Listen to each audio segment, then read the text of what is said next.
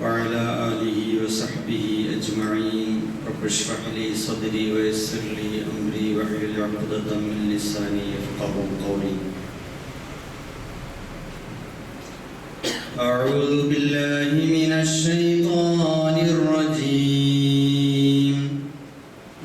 بسم الله الرحمن الرحيم. يا بني آدم قد أنزلنا عليكم لباسا يواري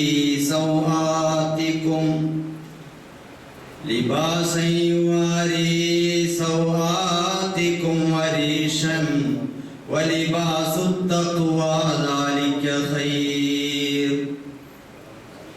ذلك من آيات الله لعلهم يذكرون. صدق الله العظيم. ബഹുമാന്യരായ സഹോദരന്മാരെ, സത്യവിശ്വാസികളെ, ജീവിതത്തിലുടനീളം എല്ലായ്പ്പോഴും അല്ലാഹു സുബ്ഹാനഹു വ തആലയുടെ പരിശുദ്ധമായ വിധിവിലക്കുകളും മുഹമ്മദ് റസൂലുള്ളാഹി സ്വല്ലല്ലാഹു അലൈഹി വസല്ലമിന്റെ പവിത്രമായ ചര്യകളും മുറുകെ പിടിച്ച് ജീവിതം അല്ലാഹുവിന്റെ പ്രീതിക്ക് വിധേയമാക്കുവാൻ, അതിലൂടെ അല്ലാഹുവിന്റെ പ്രീതിയും പരലോക വിജയവും നേടിയെടുക്കാൻ നിരന്തരം ശ്രമിക്കണമെന്ന് ഞാൻ എന്നോടെന്ന പോലെ എൻ്റെ സഹോദരങ്ങളോടും ഓർമ്മിപ്പിക്കുകയാണ്. ഈ ലോകത്തെ ജീവിതം വളരെ നൈമിഷികവും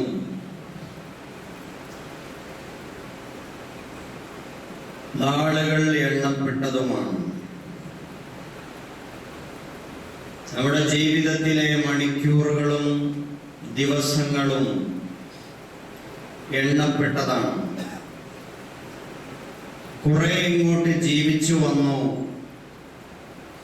ഇനി എത്ര നാൾ എൻ്റെ ജീവിതത്തിൻ്റെ സ്വകാര്യ കലണ്ടറിൽ എനിക്ക് ദിവസമുണ്ട്, സമയമുണ്ട് എന്ന് അല്ലാഹു സുബ്ഹാനഹു വ തആലക്ക് മാത്രമേ അറിയൂ. അതുകൊണ്ട് വരട്ടെ വരട്ടെ, നല്ലത് ചെയ്യാൻ വരട്ടെ എന്ന് ചിന്തിക്കാതെ, നന്മകൾ വെച്ച് താമസിപ്പിക്കാതെ ഇപ്പോൾ മുതൽ ജീവിച്ചു തുടങ്ങുക എന്നതാണ്, അപ്പോൾ ജീവിക്കുക എന്നതാണ് ഒരു മുഅ്മിനിനെ സംബന്ധിച്ചിടത്തോളം കരണീയമായിട്ടുള്ളത്. സമയങ്ങൾ പാഴാക്കാതിരിക്കുക. ജീവിതം എപ്പോഴും അവസാനിച്ചു പോകാം. അള്ളാഹുവിന്റെ മുമ്പിൽ കണക്ക് നോക്കുമ്പോൾ നമുക്ക് എന്ത് ബാക്കിയുണ്ടാവും എന്ന ഒരു കണക്ക് കൂട്ടൽ നമുക്ക് എപ്പോഴും ഉണ്ടാവണം. അള്ളാഹു നാം ഏവരെയും അവന്റെ പരലോക വിചാരണയിൽ വിജയിക്കുന്നവരിൽ ഉൾപ്പെടുത്തി അനുഗ്രഹിക്കുമാറാണ്. നമ്മിൽ നിന്നും വേർപിരിഞ്ഞു പോയവർക്ക് അള്ളാഹു പുറത്തു കൊടുക്കട്ടെ, അവർക്ക് ജന്നാത്തുൽ ഫിർദൗസ് നൽകി അനുഗ്രഹിക്കുമാറാകട്ടെ. സഹോദരങ്ങളെ, നമ്മൾ ജീവിക്കുന്ന ഒരു പൊതുസമൂഹത്തിൽ ഇവിടെ നടക്കുന്ന വ്യത്യസ്തമായ ജീവിത ശൈലികളും സംഭവ വികാസങ്ങളുമെല്ലാം ഒരു മുഅ്മിനിന്റെ വീക്ഷണകോണിലൂടെ, കണ്ണാടിയിലൂടെ നോക്കിക്കാണുമ്പോൾ നമുക്ക് പലപ്പോഴും അൽഹംദുലില്ലാഹ് എന്ന് പറയാൻ നമ്മൾ നിർബന്ധിതരാണ്. ഈമാൻ കൊണ്ട് അനുഗ്രഹിച്ച, ഇസ്ലാം കൊണ്ട് നമ്മെ ധന്യരാക്കിയ റബ്ബിനെ വാഴ്ത്താതെ നമുക്ക് മുമ്പോട്ട് പോകാനാവില്ല. അൽഹംദുലില്ലാഹില്ലദീ ഹദാനാ ലിഹാദാ വമാ കുന്നാ ലിനഹ്തദിയ ലൗലാ അൻ ഹദാനല്ലാഹ്. നബി സല്ലല്ലാഹു അലൈഹി വസല്ലം അല്ലാഹുവിനെ ഇങ്ങനെ സ്തുതിക്കുമായിരുന്നു: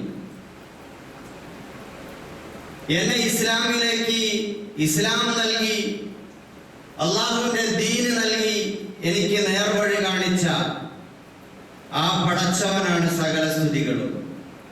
ഞാൻ വിചാരിച്ചിരുന്നെങ്കിൽ എനിക്ക് ആ നേർവഴിയിൽ എത്താൻ കഴിയുമായിരുന്നില്ല. അള്ളാഹു എനിക്ക് നൽകിയതാണ്. അൽഹംദുലില്ലാഹ്.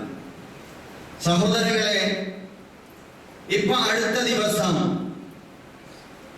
ഇവിടെ കഴിഞ്ഞ ആഴ്ചയിലും അതിന് മുമ്പത്തെ ആഴ്ചയിലുമായി നമ്മുടെ നാട്ടിൽ നടമാടിക്കൊണ്ടിരിക്കുന്ന കുറെ കോളിളക്കങ്ങളും പ്രശ്നങ്ങളുമുണ്ട്. ചലച്ചിത്ര മേഖലയില് ദേശീയ ചലച്ചിത്ര പുരസ്കാരവും അതുപോലെ സംസ്ഥാന ചലച്ചിത്ര അവാർഡും ഒക്കെ പ്രഖ്യാപിച്ച് മാധ്യമങ്ങൾ അതിന്റെ ആഘോഷത്തിമർപ്പിലായിരുന്നു. അത് കെട്ടടങ്ങും മുമ്പേ മറ്റൊരു വാർത്ത നമ്മുടെ ശ്രദ്ധയിൽപ്പെട്ടിട്ടുണ്ടാകും. മലയാള ചലച്ചിത്ര രംഗത്തെ സ്ത്രീകൾക്കെതിരായ ഹേമ കമ്മിറ്റി റിപ്പോർട്ട് കേരളത്തിലെ കലാ സാഹിത്യ രാഷ്ട്രീയ മേഖലകളെ മുഴുവനും ഇളക്കിമറിക്കുന്ന ഞെട്ടിപ്പിക്കുന്ന ഒരു റിപ്പോർട്ടാണ്. 5 വർഷങ്ങൾക്ക് മുമ്പ് 2019 ഡിസംബർ 31 സമർപ്പിക്കപ്പെട്ട ഒരു റിപ്പോർട്ട്, 223 പേജുള്ള ഒരു റിപ്പോർട്ട്. അതിനു മുമ്പ് ഒരു നടി ആക്രമിക്കപ്പെട്ടതിന്റെ പേരിൽ നിയോഗിക്കപ്പെട്ട ജസ്റ്റിസ് ഹേമ അധ്യക്ഷനായിട്ടുള്ള കമ്മീഷന്റെ റിപ്പോർട്ട് നമ്മുടെ സംസ്ഥാന സർക്കാരിന്റെ മേശപ്പുറത്ത് വെച്ചിട്ട് 5 കൊല്ലങ്ങളാവുമ്പോഴും അതിന് തുടർ നടപടികൾ ഉണ്ടാകാതെ പൂഴ്ത്തിവെക്കപ്പെട്ടിരുന്ന റിപ്പോർട്ട് ഇപ്പോൾ പുറത്ത് ചർച്ചയാക്കപ്പെട്ടിരിക്കുകയാണ്. അത് പ്രകാരം നമ്മുടെ മലയാളത്തിലെ ചലച്ചിത്ര മേഖലയിൽ ആ മേഖലയിൽ അവസരം തേടി പോകുന്ന പെൺകുട്ടികൾ, സ്ത്രീകൾ വളരെ മ്ലേച്ഛമായ നിലയിൽ, ക്രൂരമായ നിലയിൽ ലൈംഗിക ചൂഷണങ്ങൾക്ക് ഇരയാക്കപ്പെട്ടു എന്ന ഞെട്ടിപ്പിക്കുന്ന വാർത്തകൾ ധാരാളമായി അതിൽ പരാമർശിക്കുന്നുണ്ട്. അപ്പോ ആ റിപ്പോർട്ട് നമ്മുടെ മുമ്പിലുള്ളപ്പോ ഇതേ ആഴ്ചയിൽ തന്നെ തൊട്ടപ്പുറവും ഇപ്പുറവുമുള്ള ദിനങ്ങളിലേക്കൊന്ന് കണ്ണോടിച്ചാലും വാർത്തകളിൽ നിറഞ്ഞു നിൽക്കുന്നത് വിദ്യാഭ്യാസ രംഗത്ത്, മെഡിക്കൽ രംഗത്ത്, ചലച്ചിത്ര മേഖലയിൽ, സാംസ്കാരിക രംഗത്ത് ഒക്കെ തന്നെ സ്ത്രീകൾ വളരെ ഭീകരമായ നിലയിൽ ലൈംഗിക ചൂഷണങ്ങൾക്കും വേട്ടയാടലുകൾക്കും ഇരയാക്കപ്പെടുന്നതിന്റെ സംഭവങ്ങളാണ്, ചരിത്രങ്ങളാണ്.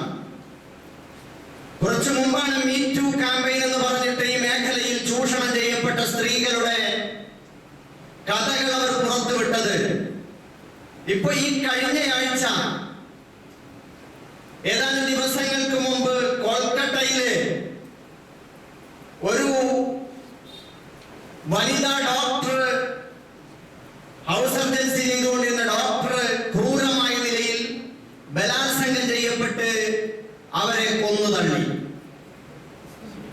കൂടെയുള്ള ഡോക്ടർമാരുടെ പേരുകള് അന്വേഷണ കമ്മീഷന്റെ മുമ്പിൽ, അന്വേഷണ സമിതിയുടെ മുമ്പിൽ ഉയർന്നു കേൾക്കുന്നുണ്ട്. അതേപോലെ തന്നെ ഉത്തരാഖണ്ഡിൽ മറ്റൊരു വനിതാ നഴ്സ്, അവരും പോകുന്ന വഴിയിൽ ക്രൂരമായി ബലാത്സംഗത്തിന് ഇരയാക്കപ്പെട്ട നിലയിൽ കൊന്ന് കുറ്റിക്കാട്ടിലേക്ക് തള്ളിയിരുന്നു. ഈ സമയത്ത് തന്നെയാണ് മഹാരാഷ്ട്രയിലെ ഒരു സ്കൂളില് 14 വയസ്സുകാരിയായ ഒരു പെൺകുട്ടി, യുപിയിലെ ഒരു സ്കൂളില് 14 വയസ്സുകാരിയായ ഒരു പെൺകുട്ടി പഠിപ്പിക്കുന്ന അധ്യാപകനാൽ ബലാത്സംഗം ചെയ്ത ആ കുട്ടിയെ കൊന്നുകളഞ്ഞു. മഹാരാഷ്ട്രയില് 4 വയസ്സുകാരിയായ ഒരു പെൺകുട്ടി സ്കൂളിൽ വെച്ച് ഇതേപോലെ തന്നെ 2 കുട്ടികൾ പീഡിപ്പിക്കപ്പെട്ട വാർത്തകൾ വരുന്നു. അതുപോലെ ബസ്സില് പെൺകുട്ടികൾ പീഡിപ്പിക്കപ്പെടുന്ന വാർത്തകൾ വരുന്നു. ഇവിടെയൊക്കെ സ്ത്രീ പീഡനം എന്ന് പറയുന്ന ഒരു സംഗതി, സ്ത്രീകൾക്ക് സർവതന്ത്ര സ്വാതന്ത്ര്യം വേണമെന്ന് വാദിക്കുന്ന നവ ലിബറൽ സ്ത്രീവാദ സങ്കല്പങ്ങൾ ഇവിടെ തിമർത്താടിക്കൊണ്ടിരിക്കുന്ന ഒരു കാലഘട്ടത്തിലാണ് സ്ത്രീ പീഡനം എന്ന വാർത്തകൾ വിദ്യാഭ്യാസ രംഗത്ത്, സ്കൂളുകളിൽ, മെഡിക്കൽ കോളേജുകളിൽ, ചലച്ചിത്ര മേഖലയിൽ, സാംസ്കാരിക രംഗത്ത് ഒക്കെ തന്നെ ഉയർന്നു കേട്ടുകൊണ്ടിരിക്കുന്നത്. ഇവിടെ അതേസമയം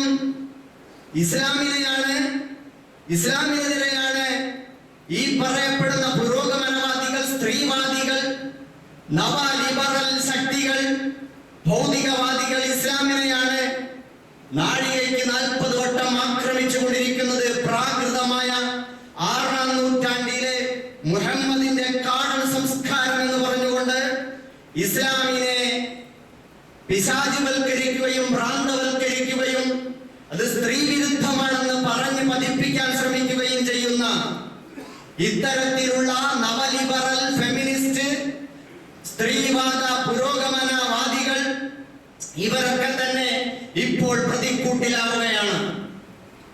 ഇത്തരത്തിൽ വ്യാപകമായി പൊതു ഇടങ്ങളിൽ, പൊതുമേഖലകളിൽ, വിദ്യാലയങ്ങളിൽ, വിദ്യാഭ്യാസ കേന്ദ്രങ്ങളിൽ, ഉദ്യോഗ രംഗത്ത് സ്ത്രീകൾ പീഡിപ്പിക്കപ്പെടുന്നു എന്ന് പറയുന്നത് ഇത് ഒരു കാഴ്ചപ്പാടിന്റെ പ്രശ്നമാണ്. മെഡിക്കൽ വിദ്യാർത്ഥികള്, മെഡിക്കൽ രംഗത്ത് പ്രവർത്തിക്കുന്ന ഡോക്ടർമാര് കഴിഞ്ഞൊരു ദിവസം 24 മണിക്കൂർ പണിമുടക്ക് പ്രഖ്യാപിച്ചു. അവർ പറഞ്ഞത് ഞങ്ങൾക്ക് സേഫ്റ്റി ഇല്ല, അതുകൊണ്ട് ഡ്യൂട്ടിയും ഇല്ല എന്നാണ്. നോ സേഫ്റ്റി നോ ഡ്യൂട്ടി എന്നാണ്. ഞങ്ങൾ സുരക്ഷിതരല്ല എന്നാണ് ഇവർ പറഞ്ഞത്. അതുകൊണ്ട് ഞങ്ങൾക്ക് പണിയെടുക്കാൻ മനസ്സില്ല എന്ന്. സഹോദരങ്ങളെ, എവിടെയാണ് ഇതിന്റെ പ്രശ്നം? പൊതുസമൂഹത്തിൽ ഇസ്ലാമിനെ പിശാചുവൽക്കരിക്കുകയും സ്ത്രീകളോടുള്ള ആണധികാരത്തിന്റെ കാടൻ സംസ്കാരമാണെന്ന് പറഞ്ഞ് ഫലിപ്പിക്കാൻ ശ്രമിക്കുകയും സ്ത്രീകളെ പൊതുനിരത്തിലേക്ക് തുറന്നു വിടണമെന്നും അവർക്ക് ലൈംഗിക സ്വാതന്ത്ര്യം അനുവദിക്കണമെന്നും അവരിൽ ലൈംഗിക തൊഴിലാളികൾ ഉണ്ടാകട്ടെ എന്നും പുരുഷ കേന്ദ്രീകൃതമായ കുടുംബ സങ്കല്പങ്ങൾ അത് ഇല്ലായ്മ ചെയ്യപ്പെടണമെന്നും അത് ജെൻഡർ ന്യൂട്രാലിറ്റി കൊണ്ടുവരണമെന്നും ആണാണും പെണ്ണുമായി സെക്സ് പങ്കിടുന്ന അവസ്ഥയുണ്ടാകണമെന്നും അതേപോലെ തന്നെ വളരെ വഷളായ, വളരെ അരാജകത്വം നിറഞ്ഞ വ്യത്യസ്തമായ ലൈംഗിക വർണ്ണ രാജികൾ, ജെൻഡർ സ്പെക്ട്രം എന്നൊക്കെ പറഞ്ഞു സ്കൂളുകളിൽ വിദ്യാർത്ഥികൾക്ക് പാഠപുസ്തകങ്ങളിലൂടെ ജെൻഡർ സ്പെക്ട്രത്തെ കുറിച്ച് പഠിപ്പിക്കുകയും പുതിയ പാഠ്യപദ്ധതി പരിഷ്കാരത്തിലൂടെ സ്കൂളുകളിൽ ജെൻഡർ ക്ലബ്ബുകൾ ഉണ്ടാക്കി പ്രായപൂർത്തിയെത്തുന്ന ആണും പെണ്ണും ഒരുമിച്ചിരുന്ന് അവർക്കൊക്കെ തന്നെ തങ്ങളുടെ ലൈംഗികമായ പ്രത്യേകതകൾ പരസ്പരം പറഞ്ഞു പങ്കുവെക്കാനും അവർക്ക് പരസ്പരം നുകരാനും ആസ്വദിക്കാനും അവസരങ്ങൾ ഉണ്ടാകണമെന്നും ജെൻഡർ ടോയ്ലറ്റുകൾ ഉണ്ടാകണമെന്നും വാദിക്കുകയും അതൊക്കെ മലയാള നാട്ടിൽ പോലും നടപ്പാക്കപ്പെടുകയും ചെയ്തുകൊണ്ടിരിക്കുന്ന വളരെ വളരെ പിടിവിട്ടുപോയ, നിയന്ത്രണം വിട്ടുപോയ ഒരു ലിംഗ രാഷ്ട്രീയത്തിന്റെ കാലഘട്ടത്തിലാണ് നമ്മൾ ജീവിക്കുന്നത്. ഇത്തരം വാർത്തകൾ കേൾക്കുന്നത് ഇവിടെ പ്രതിക്കൂട്ടിൽ നിന്ന് കല്ലെറിയപ്പെടേണ്ടതും വിചാരണ ചെയ്യപ്പെടേണ്ടതും ഇത്തരത്തിലുള്ള നവലിബറൽ, സ്ത്രീവാദ, ഫെമിനിസ്റ്റ് സങ്കല്പങ്ങളെയാണ്. അതാണ് പുരോഗമനം എന്ന് പറഞ്ഞ് നമ്മുടെ പെൺകുട്ടികൾ പോലും തട്ടമിട്ട് നടക്കുന്നവരാണെങ്കിലും പൊതു ഇടത്തിൽ സ്ത്രീയെക്കുറിച്ച്, സ്ത്രീയുടെ അടയാളത്തെ പറ്റി, സ്ത്രീയുടെ വ്യക്തിത്വത്തെ പറ്റി, അവളുടെ സ്വാതന്ത്ര്യത്തെ പറ്റി സംസാരിക്കുമ്പോൾ അവർക്ക് ഇസ്ലാമികമായ, ധാർമ്മികമായ, സദാചാരപരമായ ഒരു സങ്കല്പത്തിന്റെ ചട്ടക്കൂടിൽ നിന്നുകൊണ്ട് സ്ത്രീ വിമോചനാത്മകമായ സ്ത്രീ സങ്കല്പത്തെ പറ്റി, ഇസ്ലാമിനെ പറ്റി വാചാലമാകാൻ നമ്മുടെ പെൺകുട്ടികൾക്ക് കഴിയാതെ പോകുന്നിടത്ത് ഇസ്ലാമിനെ മറച്ചു വെക്കുകയും ഇത് പാരമ്പര്യത്തിന്റെ പേരിലും പൗരാണികതയുടെ പേരിലും ഞാൻ അണിയുന്നതാണ് തട്ടം, ഇത് വെറും അടയാളം മാത്രമാണ് എന്ന അർത്ഥത്തിൽ അതിനെ ആചാരപരമായി കൊണ്ടു നടക്കുകയും ചെയ്യുന്ന പെൺകുട്ടികളുടെ കാലത്താണ് നമ്മുടെ ആൺകുട്ടികളും പെൺകുട്ടികളും അവരൊക്കെ തയ്യാറാക്കി വീട്ടിന്റെ അന്തഃപുരങ്ങളിൽ നിന്ന് തയ്യാറാക്കി പുറത്തുവിടുന്ന ആ മാതാപിതാക്കളും ഒക്കെ മനസ്സിലാക്കേണ്ടത്. സഹോദരങ്ങളെ, നമ്മുടെ മക്കളുടെ പോക്കും വരവും എന്താണ്? വളരെ മോശമായ ഒരു കാലഘട്ടത്തിലേക്ക് പോയിക്കൊണ്ടിരിക്കുകയാണ്. ഇവിടെ ഇതിനെ സപ്പോർട്ട് ചെയ്യുന്ന സർക്കാരുകളും അതേപോലെ രാഷ്ട്രീയ പ്രസ്ഥാനങ്ങളും സാംസ്കാരിക നായകന്മാരും പുരോഗമനവാദികളും ഇസ്ലാമിനെ നിരന്തരം കല്ലെറിയുന്ന ഇസ്ലാമോഫോബിക്കുകളും എല്ലാം മനസ്സിലാക്കേണ്ടത് സമൂഹത്തിൽ സ്ത്രീ ഒരു മാംസപിണ്ഡമല്ല. സമൂഹത്തിൽ സ്ത്രീ എന്ന് പറയുന്നത് അതൊരു കേവലം ശരീരമല്ല, മറിച്ച് അവൾ ഒരു മനസ്സും ഒരു ജീവനും ഒരാത്മാവും ഒരു വ്യക്തിത്വമാണ് പെണ്ണ് എന്ന് പറയുന്നത്. പെണ്ണുടലിനെ കച്ചവടച്ചരക്കാക്കി വെക്കുകയാണ്. നവമുതലാളിത്ത സങ്കല്പം അതിന്റെ ഉപോൽപ്പന്നമാണ്. മുതലാളിത്തമാണ് ലോകത്തെ ഭരിക്കുന്നതെങ്കിൽ ആ മുതലാളിത്ത സങ്കല്പത്തിന്റെ ഉൽപ്പന്നമാണ് നവ ലിബറലിസവും അതിനെ തുടർന്നുള്ള മറ്റു വാദങ്ങളും. പുതിയ കാലത്ത് പെണ്ണ് സ്വതന്ത്രയായിരിക്കണം. ജെൻഡർ ന്യൂട്രാലിറ്റി എന്ന് പറഞ്ഞു. മൈ ബോഡി മൈ ചോയ്സ്, എന്റെ ബോഡി, എന്റെ ഇഷ്ടം, എന്റെ അധികാരം, എന്റെ താല്പര്യം, എന്റെ തെരഞ്ഞെടുപ്പ് എന്ന നിലയിൽ പെൺകുട്ടികൾ പറഞ്ഞു പോകുന്നു.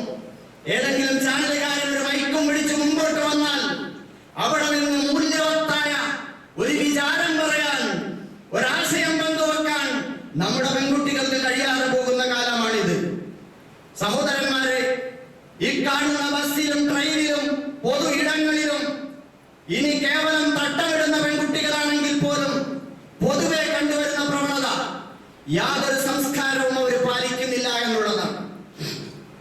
വീട്ടിൽ നിന്ന് ഇറങ്ങി പുറപ്പെടുന്ന പെൺകുട്ടികൾ ഏതാശയത്തിനനുസരിച്ചാണ് ജീവിക്കുന്നത്?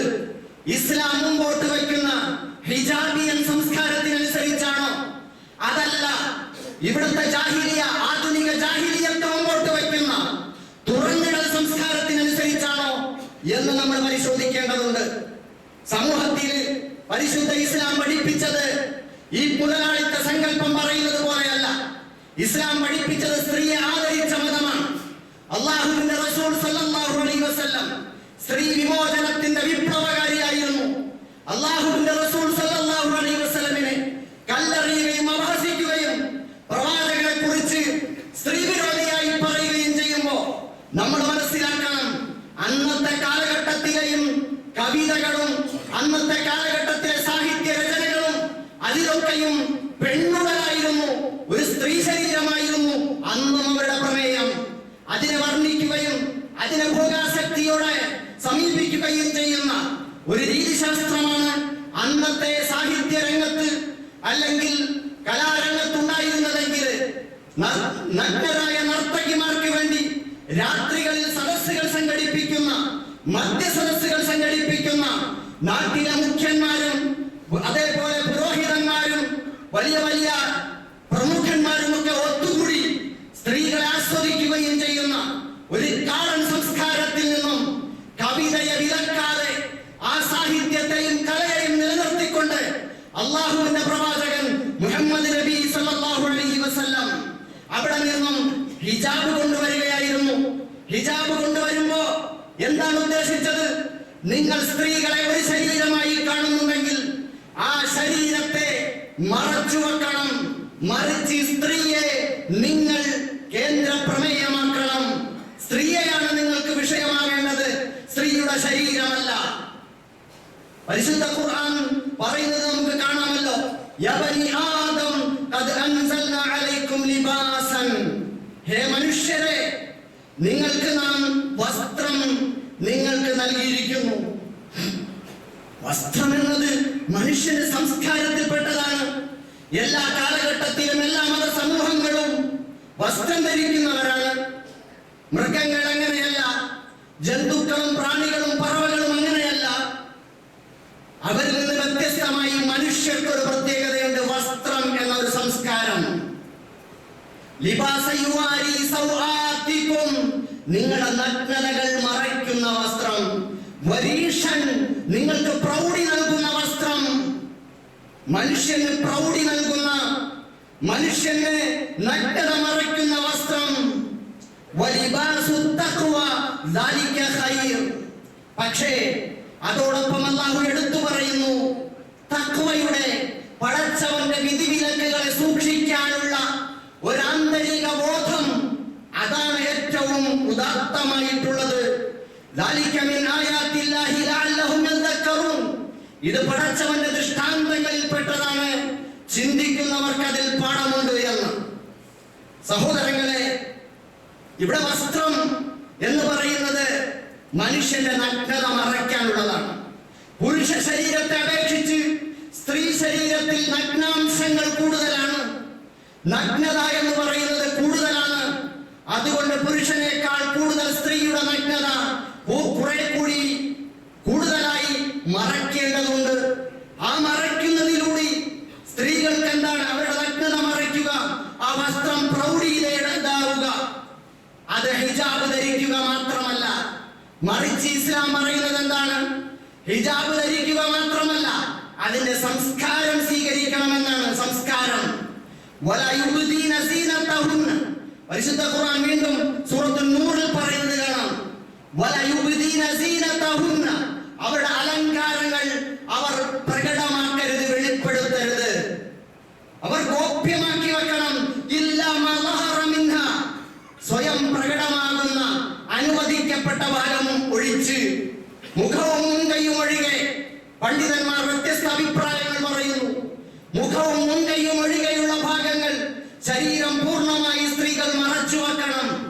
അലങ്കാരങ്ങൾ, സൗന്ദര്യം അത് വെളിപ്പെടുത്തരുത്.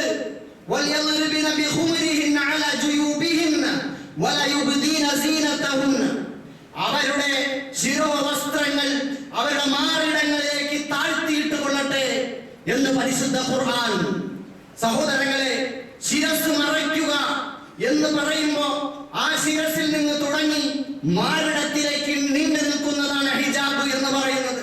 തലമറയ്ക്കുക, തട്ടമിടുക എന്ന ഒരു കേവല സങ്കല്പം അത് തെറ്റാണ്. മറിച്ച് അതിനപ്പുറം തട്ടമിടൽ മാത്രമല്ല, തട്ടമിട്ടിട്ട് പുറകിലേക്ക് വലിച്ചു കെട്ടിവെച്ചാൽ എല്ലാമായി എന്ന് ധരിക്കേണ്ട. മറിച്ച് മാറിടങ്ങൾ മറച്ചു വെക്കണമെന്നാണ് പരിശുദ്ധ ഖുർആൻ പറയുന്നത്.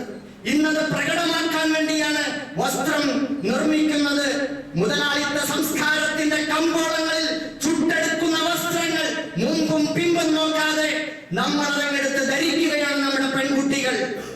പെൺകുട്ടികൾ എന്തിനാണ് ഇറുകിയ ജീൻസ് ധരിക്കുന്നത്? ഹേമ കമ്മിറ്റി റിപ്പോർട്ടിൽ പറയുന്നുണ്ട്, ഞങ്ങളെ ഇറുകിയ വസ്ത്രം ധരിക്കാൻ നിർബന്ധിക്കുന്നു, ഞങ്ങളോട് നഗ്നത പ്രദർശിപ്പിക്കാൻ നിർബന്ധിക്കുന്നു. സഹോദരങ്ങളെ, ഇതവർക്ക് കുറ്റമായി തോന്നുന്നുണ്ടെങ്കിൽ ആഭാസകരമായ നഗ്നതാ പ്രദർശനങ്ങളാണ് സമൂഹത്തിൽ നടന്നുകൊണ്ടിരിക്കുന്നത്. നമ്മളൊക്കെ ആണുങ്ങളായി ജനിച്ചിട്ടുണ്ടെങ്കിൽ നമ്മുടെ പെൺകുട്ടികൾ നഗ്നത പ്രദർശിപ്പിച്ചിട്ട് നടക്കുന്നുണ്ടോ എന്ന് നമ്മൾ ഉറപ്പുവരുത്തണം. അങ്ങനെ അല്ല എന്ന്. അതുകൊണ്ട് സഹോദരങ്ങളെ, അതുകൊണ്ട് വമ്പിച്ച നാശം സമൂഹത്തിൽ ഉണ്ടായിക്കൊണ്ടിരിക്കുന്നു. വമ്പിച്ച നാശം ഉണ്ടായിക്കൊണ്ടിരിക്കുന്നു. തട്ടമിട്ടാൽ എന്തുമാവാം. ചില പെൺകുട്ടികൾ പർദ്ദയിട്ടിരിക്കുന്നു, തട്ടമിട്ടിരിക്കുന്നു. വാ തുറന്നാൽ പ്രശ്നമാണ്. ഇടപെടലിലും ഇടപഴക്കത്തിലും പ്രശ്നമാണ്. അവിടെ ഒരു സംസ്കാരമില്ല. സംസ്കാരത്തിനെ പ്രതീകവൽക്കരിക്കുന്നതാണ് ഹിജാബ്. ഹിജാബ് സ്വയമേ ഇസ്ലാമിന്റെ സംസ്കാരമല്ല.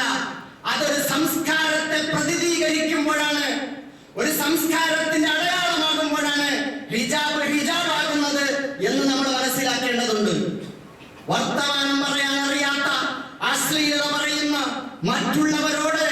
മറ്റുള്ളവരോട് പരിധി വിട്ട് സംസാരിക്കുന്ന, എതിർലിംഗത്തിൽപ്പെട്ടവരോട് ആടിക്കുഴയുന്ന ഭാര്യ ഭർത്താക്കന്മാരെ പോലെ സ്കൂളിലും കോളേജിലും ബസ്സിലും ട്രെയിനിലും യാത്ര ചെയ്യുന്ന ഒരുപാട് സംഭവങ്ങളാണ് നമ്മൾ നിരന്തരം കണ്ടുകൊണ്ടിരിക്കുന്നത്.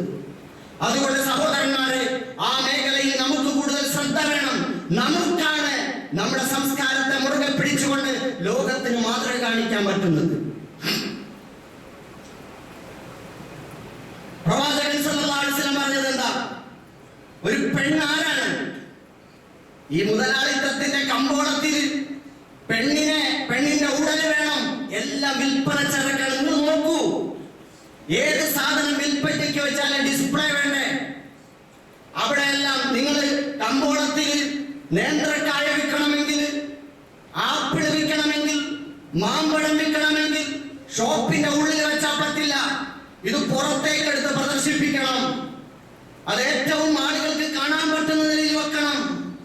ടെക്സ്റ്റൈൽസിൽ തുണിത്തരങ്ങള്, അത് നൈറ്റി ആയാലും അത് ചുരിദാറായാലും മറ്റു വസ്ത്രങ്ങളായാലും നാലാളുകൾ കാണെ പരസ്യമായി പ്രദർശിപ്പിക്കുമ്പോഴാണ് ഇതിവിടെയുണ്ട്, ഇത് വാങ്ങാൻ കൊള്ളുന്നതാണ്, ഇത് ഉപയോഗിക്കാൻ കൊള്ളുന്നതാണ്, കേറിയൊന്ന് നോക്കാമെന്ന് തോന്നുന്നത്. ഇത് തന്നെയാണ് ഭക്ഷണ സാധനങ്ങളും. പണ്ട് കാലത്ത് അതിന് പ്രദർശനമില്ലായിരുന്നു. ഇപ്പോ പുറത്ത് പ്രദർശിപ്പിച്ചു വെക്കും. ഇഷ്ടമുള്ള ഭക്ഷണം രുചികരമായി കഴിക്കാം. ആ കണ്ടാൽ ആ മട്ടന്റെ കോലം, ആ ബീഫ്, ആ ചിക്കൻ അതിങ്ങനെ ഉരുണ്ട് കറങ്ങുന്നത്, അതിന്റെ നരകത്തിൽ കിടന്നിട്ട് കോഴിയെ ഇങ്ങനെ ഇട്ട് കറക്കുന്നത്, ഇതൊക്കെ കാണുമ്പോ അതിന്റെ മണവും അതിന്റെ രംഗവും ഒക്കെ കാണുമ്പോൾ ആളുകൾക്ക് കയറി കഴിക്കാൻ തോന്നും. ഇതേപോലെ മുതലാളിത്തത്തിന്റെ ലോകത്തെ പെണ്ണുടലിനെ വിൽപ്പന ചരക്കാക്കി വെച്ചിരിക്കുന്നു. എന്തും വിൽക്കാൻ ഒരു പെണ്ണിന്റെ ശരീരം വേണമെന്നിടത്തേക്ക് കാര്യങ്ങൾ എത്തിയിരിക്കുന്നു. നമ്മളും അങ്ങനെയായി പോകുന്നുണ്ടോ എന്ന് നമ്മൾ പരിശോധിക്കണം. സഹോദരന്മാരെ, സഹോദരിമാരെ, പ്രവാചകൻ സല്ലല്ലാഹു അലൈഹി വസല്ലമിന്റെ അടുക്കല് ഒരു യുവാവ്, ഒരു ചെറുപ്പക്കാരൻ വന്നിട്ട് പറഞ്ഞു, എനിക്ക് വ്യഭിചരിക്കാൻ അനുവാദം തരണം. നബി സല്ലല്ലാഹു അലൈഹി വസല്ലം അദ്ദേഹത്തെ ഒന്ന് നോക്കി. അപ്പോഴുണ്ട് സഹാബാക്കൾ പാഞ്ഞെടുത്തു. അയാൾക്കെതിരെ ആക്രോശവുമായി ചാടി എഴുന്നേറ്റപ്പോ നബി സല്ലല്ലാഹു അലൈഹി വസല്ലം പറഞ്ഞു, അയാളെ എന്റെ അടുത്തേക്ക് അടുപ്പിച്ച് നിർത്തുക. അങ്ങനെ നബിയുടെ അടുക്കലേക്ക് കൊണ്ടുവന്നു. നബി സല്ലല്ലാഹു അലൈഹി വസല്ലമിന്റെ അടുക്കലിരുത്തി.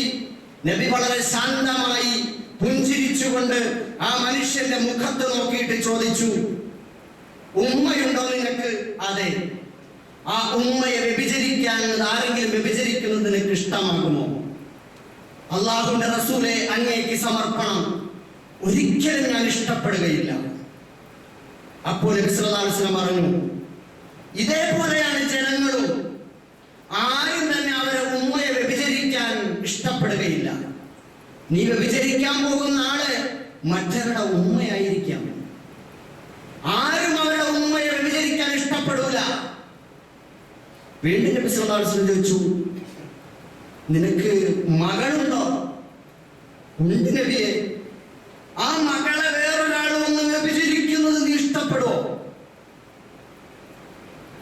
അപ്പൊ അദ്ദേഹം വികാരം കൊണ്ടു, ഇല്ല നബിയെ, ഞാൻ ഒരിക്കലും ഇഷ്ടപ്പെടൂല.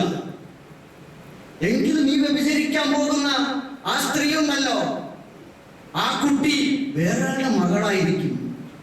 ജനങ്ങൾ ഒരിക്കലും അവരുടെ മകളെ വ്യഭിചരിക്കാൻ ഇഷ്ടപ്പെടൂല. വീണ്ടും നബി സല്ലല്ലാഹു അലൈഹി വസല്ലം ചോദിച്ചു, നിനക്ക് സഹോദരി ഉണ്ടോ? ഉണ്ട് നബി. ആ സഹോദരിയെ നീ വ്യഭിചരിക്കണമെന്ന് ചിന്തിച്ചു നോക്കൂ, നീ ഇഷ്ടപ്പെടുമോ? ഇല്ല നബിയെ, ഒരിക്കലും ഇല്ല.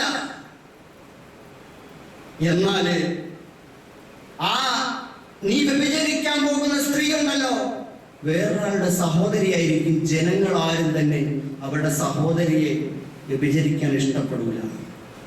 വീണ്ടും നബി നിങ്ങളെ കുഞ്ഞുമ്മയെ, വലിയമ്മയെ ഒക്കെ ചോദിക്കുകയാണ്. അപ്പോഴേക്കും അദ്ദേഹത്തിന്റെ ആ തെറ്റിനോടുള്ള ഒരവസ്ഥ, മാനസികാവസ്ഥ അത് മാറി.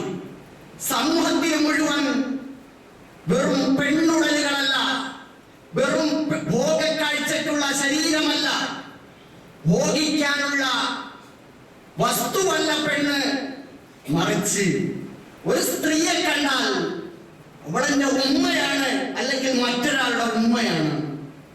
അവളെന്റെ സഹോദരിയാണ്, അല്ലെങ്കിൽ മറ്റൊരാളുടെ സഹോദരിയാണ്. അവളെന്റെ മകളാണ്, അല്ലെങ്കിൽ മറ്റൊരാളുടെ മോളാണ് എന്ന് ചിന്തിക്കുന്ന ഒരു ഫീലിംഗ് ലെവലിലേക്ക് എത്തിച്ചിട്ട് നബി അദ്ദേഹത്തിന് വേണ്ടി പ്രാർത്ഥിച്ചു. അല്ലാഹുമ്മഗ്ഫിർ ദംബഹു വഹസ്സിൻ ഫർജഹു. പടച്ചവനെ, നീ അദ്ദേഹത്തിനെ സദാചാര വിശുദ്ധിയുള്ളവനാക്കണമേ, പാപങ്ങൾ പുറത്തു കൊടുക്കണമേ. അദ്ദേഹം പറയുന്നു, പിന്നെ ഒരിക്കലും എനിക്ക് അങ്ങനെ ഒരു ചിന്തയെ ഉണ്ടായിട്ടില്ല എന്ന്. സഹോദരങ്ങളെ, മനുഷ്യന്റെ കാഴ്ചപ്പാടുകൾ, മനോഭാവങ്ങളാണ് സമൂഹത്തിൽ അരക്ഷിതാവസ്ഥകൾ ഉണ്ടാക്കുന്നത്. സ്ത്രീ ശരീരങ്ങൾക്ക് നേരെ ആക്രമണങ്ങൾ ഉണ്ടാക്കുന്നത് മനുഷ്യൻ പടച്ചുവിടുന്ന ഭ്രാന്തമായ പൈശാചികമായ ലൈംഗിക അരാജകത്വത്തിന്റെ സങ്കല്പങ്ങളാണ്. ഏത് പെണ്ണിനെയും നിനക്ക് ഭോഗിക്കാം, എന്ന് പറയുന്ന പുരോഗമനത്തിന്റെയും വിദ്യാഭ്യാസത്തിന്റെയും പേരിൽ പാഠപുസ്തകങ്ങളിലൂടെ, രാഷ്ട്രീയ ചർച്ചകളിലൂടെ, ഗവൺമെന്റ് നിലപാടുകളിലൂടെ, ടൂറിസത്തിന്റെ മറവിൽ ഒക്കെ കടന്നു വരുന്ന ഇത്തരം ചിന്തകളാണ് നമ്മുടെ വളർന്നു വരുന്ന ആണിന്റെയും പെണ്ണിന്റെയും മനോമുഖരങ്ങളിൽ കൂടുകെട്ടുന്നതും അതാണ് പിന്നീട് വർക്കൗട്ട് ചെയ്യുന്നതും. ഇതാണ് സമൂഹത്തിൽ ഉണ്ടാക്കുന്ന പ്രശ്നം. അതേസമയം ഇസ്ലാം പറഞ്ഞത് എന്താണ്? സ്ത്രീ നിന്റെ ഉമ്മയാണ്, നിന്റെ സഹോദരിയാണ്, നിന്റെ മകളാണ്, നിന്റെ ഇണയുമാണ്. ഇണയോട് ഇണയെപ്പോലെ പെരുമാറണം. ഉമ്മയോട് ഉമ്മയോടെന്ന പോലെ ആദരവിന്റെ ഉയർന്ന വിധാനത്തിലേക്ക് ഉയർത്തണം. നിന്റെ ഉമ്മ അല്ലാഹുവിനോടുള്ള ബാധ്യത കഴിഞ്ഞാൽ നിനക്ക് ഏറ്റവും ആദരവിന് അർഹതപ്പെട്ടവളാണ്. ഉമ്മയെ ആദരിക്കണം. ആ ഉമ്മയോടുള്ള ഛേ എന്ന വാക്കുപോലും അല്ലാഹുവിന്റെ അടുക്കൽ ഗുരുതരമായ അപരാധമാണ് എന്ന് പഠിപ്പിച്ചു പരിശുദ്ധ ഖുർആൻ. നിന്റെ മകൾ, നിനക്ക് അവളെ നീ ഏറ്റവും പൊന്നുപോലെ നോക്കണം. 3 പെൺമക്കളെ വളർത്തി ചിട്ട പഠിപ്പിച്ചു വിദ്യാഭ്യാസം കൊടുത്ത് വിവാഹം കഴിപ്പിച്ചയച്ചാൽ അവർ അന്തസ്സായി ഇസ്ലാം മുറുകെ പിടിച്ച് മാന്യയായി നല്ല വ്യക്തിത്വത്തോടെ ജീവിക്കുന്ന അവസ്ഥയുണ്ടായാൽ നീ സ്വർഗത്തിലാണെന്ന് റസൂലുള്ളാഹി സ്വല്ലല്ലാഹു അലൈഹി വസല്ലം. നിന്റെ ഇണ അവളെ നീ അടിക്കരുത്, പ്രഹരിക്കരുത്. നിങ്ങളിൽ ഏറ്റവും ഉത്തമൻ നിങ്ങളുടെ സ്ത്രീകളോട് ഏറ്റവും നല്ല നിലയിൽ പെരുമാറുന്നവനാണ് എന്ന് റസൂലുള്ളാഹി സ്വല്ലല്ലാഹു അലൈഹി വസല്ലം. പ്രിയമുള്ളവരെ, അങ്ങനെയാണ് സമൂഹത്തെ നോക്കിക്കാണേണ്ടത്. മറിച്ച് ഇവിടെ വളർന്നു വരുന്ന ഈ സങ്കല്പം, ഈ സ്ത്രീവാദ നവലിബറൽ സങ്കല്പം, ഇത് ആപത്താണ്, ഇത് അപകടമാണ്, ഇത് നാശമാണ്. പരിശുദ്ധ ഖുർആൻ പറയുന്നത് അതാണ്. അതുകൊണ്ട് നഗ്നതകൾ മറച്ചു വെക്കണം. നമ്മുടെ സഹോദരിമാർ, നമ്മുടെ ഉമ്മമാർ, നമ്മുടെ പെൺമക്കൾ, അവരൊക്കെ മാന്യമായി വസ്ത്രം ധരിപ്പിക്കാൻ ചെറുപ്പം മുതലേ പരിശീലിപ്പിക്കുന്നു. ഇറുകിയ ജീൻസും ടൈറ്റ് ടീഷർട്ടും അതേപോലുള്ള വസ്ത്രങ്ങൾ ധരിച്ചു നടക്കുന്ന അവസ്ഥ. അതുപോലെ ഇപ്പോ പുതുതായി കണങ്കാലിനെ എത്രയോ മുകളിലേക്ക് കയറ്റി മുട്ടുകാലിന് താഴെയായി ഇറുകിയ പാന്റോ അല്ലെങ്കിൽ അതേപോലെ ഇറുകിയ വസ്ത്രങ്ങളോ ഒക്കെ ധരിച്ചിട്ട് നടക്കുന്ന പെൺകുട്ടികൾ, അത് പ്രദർശിപ്പിച്ചിട്ട് നടക്കുക. ഇടത് കാലിൽ ഒരു വളയം ഇട്ടിട്ട് നടക്കുക. അതിന്റെ ചരിത്രം എന്താണ്? I am ready to sex എന്നാണ് അതിന്റെ അർത്ഥമെന്ന് അത് നടപ്പിലാക്കിയിട്ടുള്ള, അതുകൊണ്ട് നടക്കുന്ന രാജ്യത്തെ ആളുകൾ പറഞ്ഞു തരുന്നു. അപ്പൊ ഇത്രയും വൃത്തികെട്ട സ്വഭാവത്തിലേക്ക് നമ്മുടെ ആളുകൾ പോവുകയാണ്. ഷോപ്പിലേക്ക് പോകുമ്പോ, ടെക്സ്റ്റൈൽസിലേക്ക് പോകുമ്പോ നമ്മുടെ കുട്ടികൾ എടുക്കുന്ന ഡ്രസ്സ് അത് ഉമ്മയും ബാപ്പയും ചേർന്ന് സപ്പോർട്ട് ചെയ്ത് കൊച്ചുമോളല്ലേ അവൾ ഇട്ടോട്ടെ എന്ന് പറയുകയാണ്. സഹോദരങ്ങളെ, നമ്മുടെ കുട്ടികളെ നല്ല വസ്ത്രം ധരിപ്പിക്കുന്നു. പുതിയ വസ്ത്രങ്ങളാകാം, ഫാഷനുള്ള വസ്ത്രങ്ങളുമാകാം, നല്ല വൃത്തിയുള്ള വസ്ത്രങ്ങളാകാം. പക്ഷേ അവരുടെ നഗ്നതയെ പ്രദർശിപ്പിക്കാൻ വേണ്ടി നഗ്നത മറയ്ക്കുന്ന വസ്ത്രമാകരുത്. ചില വസ്ത്രങ്ങൾ അങ്ങനെയാണ്. വസ്ത്രം ധരിക്കാതിരിക്കുന്നതിനേക്കാൾ ധരിക്കുമ്പോഴാണ് നഗ്നത പ്രദർശിപ്പിക്കപ്പെടുന്നത്. അതുകൊണ്ട് ശ്രദ്ധിക്കും. ആളുകളെ അപകടപ്പെടുത്തുന്ന അവസ്ഥയിലേക്ക് നമ്മുടെ സ്ത്രീ സമൂഹത്തെ കൊണ്ടുപോകരുത്. ചിലര് മുഖം മുഴുവൻ മറച്ചു നടക്കുന്നു. സഹോദരങ്ങളെ, അതിലൊക്കെ ഭയങ്കര കൃത്യനിഷ്ഠ പാലിക്കുന്നു. പക്ഷെ അവരുടെ സ്വഭാവങ്ങൾ, പെരുമാറ്റങ്ങൾ, അതിലൊന്നും യാതൊരു ശ്രദ്ധയുമില്ല. മുഖവും മുൻകൈയും ഒഴികെ ശരീരം മുഴുവൻ മറയ്ക്കുന്ന വസ്ത്രങ്ങൾ ധരിക്കും. കറുത്ത വസ്ത്രം തന്നെ ധരിക്കണമെന്ന് യാതൊരു നിർബന്ധവുമില്ല. സ്ത്രീയും ശരീരം മുഴുവനും മറയ്ക്കുന്ന അയവുള്ള വസ്ത്രം ധരിക്കും. അത് പർദ്ദയാകാം, മറ്റെന്തെങ്കിലും ആവാം. പക്ഷേ ഇന്ന് നമുക്ക് നിലവിൽ പർദ്ദയാണ് പൂർണ്ണ വസ്ത്രമായി കാണുന്നത്. അത് നമ്മുടെ ഒരു സംസ്കാരമായി മാറിയിട്ടുണ്ട്. കറുത്തത് തന്നെ ധരിക്കണമെന്ന് നമുക്ക് നിർബന്ധം പിടിക്കേണ്ടതില്ല. അപ്പോ പറഞ്ഞു വന്നത് ഇത്രയേ ഉള്ളൂ. നമ്മുടെ സഹോദരിമാർ, നമ്മുടെ ഉമ്മമാർ, നമ്മുടെ പെൺമക്കൾ ആത്മാഭിമാനത്തോടെ വസ്ത്രം ധരിക്കുന്ന അവസ്ഥയുണ്ടാകണം. ഇസ്സത്തുള്ള വസ്ത്രം, നഗ്നത മറയ്ക്കുന്ന വസ്ത്രം, ഇസ്ലാമിന്റെ പേരിൽ അഭിമാനിക്കുന്ന വസ്ത്രം, ഞാൻ ഇതിന്റെ ഉള്ളിൽ സുരക്ഷിതയാണ് എന്ന് സ്ത്രീകൾ പറയുന്നുണ്ട്. അവർക്കാരെയും ഭയപ്പെടേണ്ടതില്ല. അതുകൊണ്ട് സഹോദരങ്ങളെ, നമ്മൾ ഈ മേഖലയിൽ കൂടുതൽ ശ്രദ്ധിക്കണം. പരിശുദ്ധ ഖുർആൻ ധാരാളം ആയത്തുകൾ സൂറത്തുൽ നൂറിലും സൂറത്തുൽ അഹ്സാബിലും ഒക്കെ പറഞ്ഞിട്ടുണ്ട്. അതൊക്കെ എടുത്തൊന്ന് പരിശോധിച്ചു നോക്കണം. സ്ത്രീകൾ ആവശ്യമില്ലാതെ വീട് വിട്ട് പുറത്തു പോകരുത്. ഖുർആൻ പറഞ്ഞതല്ലേ, വഖർന ഫീ ബുയൂതികുന്ന. സ്ത്രീകൾ അവരുടെ വീടാണ് അവരുടെ പ്രവർത്തന മേഖല. വലാ തബറജ്ന തബറുജൽ ജാഹിലിയ്യത്തിൽ ഊല. പഴയ കാലത്തെ സ്ത്രീകളെ പോലെ, ജാഹിലിയ്യ കാലത്തെ സ്ത്രീകളെ പോലെ നിങ്ങൾ പുറത്തിറങ്ങിയിട്ട് സർവതന്ത്ര സ്വതന്ത്രരായി വിഹരിക്കരുത്. നമസ്കാരം നിലനിർത്തണം, അവർ സകാത്ത് കൊടുക്കണം. അവർ അല്ലാഹുവിനെയും റസൂലിനെയും അനുസരിക്കണം. ഇതൊക്കെ സ്ത്രീകളുടെ കാര്യത്തിലാണ്. പുരുഷന്മാർ ഇനി മാന്യരായ സ്ത്രീകളോട് പോലും യാതൊരു മര്യാദയും പുലർത്താതെ സംസാരിക്കുകയും ചാൻസുകൾ ഉണ്ടാക്കിയെടുക്കുകയും ചെയ്യുന്ന പുരുഷന്മാർ അള്ളാഹുവിന്റെ മുമ്പിൽ അഭിശപ്തരായിരിക്കും. നിങ്ങളുടെ നോട്ടങ്ങൾ സൂക്ഷിക്കണം. പുരുഷന്മാരോട് സ്ത്രീകളോട് പറയുന്നതിന് മുമ്പേ നിങ്ങളുടെ നോട്ടങ്ങൾ നിങ്ങൾ ശ്രദ്ധിക്കണമെന്ന് പരിശുദ്ധ ഖുർആൻ പറഞ്ഞിട്ടാണ് സ്ത്രീകളോടും പറയുന്നത്. അവർ മാന്യമായി വസ്ത്രം ധരിക്കണം. പുരുഷന്മാരും മാന്യതയില്ലാത്ത വസ്ത്രം ധരിക്കുന്ന അവസ്ഥകളുണ്ട്. അതുകൊണ്ട് സഹോദരങ്ങളെ, ഈ മേഖലയിൽ നമ്മൾ കൂടുതൽ ശ്രദ്ധിക്കണം.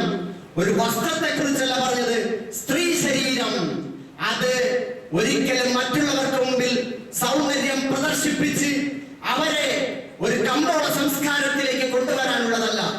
മറിച്ച് മാന്യമായി മറച്ചു വെക്കുകയും വിദ്യാഭ്യാസത്തിലൂടെ, തഖ്വയിലൂടെ, ഈമാനിലൂടെ, അവരുടെ ജീവിതത്തിലെ മഹത്തരമായ വ്യക്തിത്വത്തിലൂടെ സമൂഹത്തിൽ അടയാളപ്പെടേണ്ടതാണ് ഒരു സ്ത്രീ എന്ന് പറയുന്നത്, അവരുടെ ജീവിതം എന്ന് പറയുന്നത്. ആ അർത്ഥത്തിൽ നമുക്കെല്ലാവർക്കും നമ്മുടെ സഹോദരിമാരെ ഉയർത്തിക്കൊണ്ടുവരാൻ അള്ളാഹു നമ്മെ എല്ലാവരെയും സഹായിക്കുമാറാകട്ടെ. ربنا تقبل منا إنك أنت السميع العليم وتب علينا إنك أنت التواب الرحيم.